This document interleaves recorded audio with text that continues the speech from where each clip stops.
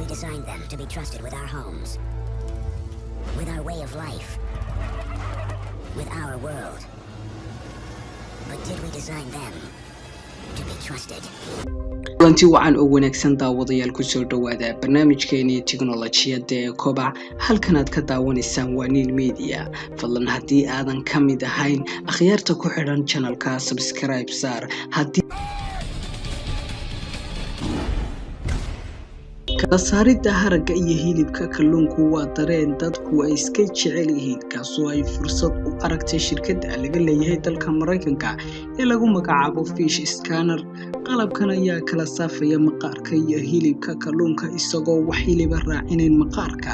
qalabkan ayaa daaha laga qaaday oo caalamka loo soo bandhigay sanadkii 2016. waa mid ka mid ah qalabada loogu talagalay in cuntada hadhaaga lagu kaydiyo. qalabkan ayaa ku shaqeeya baytari sidoo kale dusha sare ayuu ku leeyahay button wareega kaasoo lagu kantaroolo. waxa kale uu leeyahay saacad sheegaysa inta maalmood ay cuntadu taalo ama kaydsan tahay. saloolku waa mid ka mid ah cuntooyinka fudud oo dabiiciga ah lana isticmaalo maalmaha ciida ama farxadu jirto.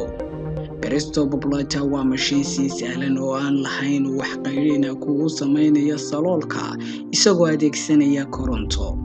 qalabkan ayaa door weyn ka qaatay ilaalinta wasakhowga hawada maadaama aanu wax qiiqa sii deynin.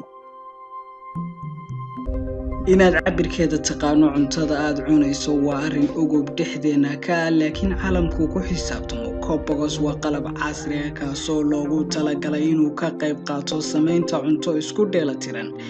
qalabkan ayaa cabirkeeda ku sheegaya cunto walba oo aad karin rabto sidoo kale wuxuu ka saacidayaa inuu ku afeeyo midada aad wax ku jarjaranaysid.